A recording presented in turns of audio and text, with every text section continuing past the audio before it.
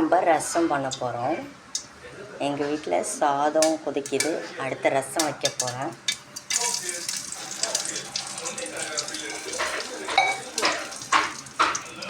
காஞ்ச மிளகாய் இதுவானதுக்கப்புறம் நம்ம சிம்மில் வச்சு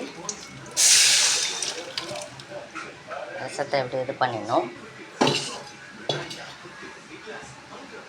உங்களுக்கு பத்தலைன்னா கொஞ்சம்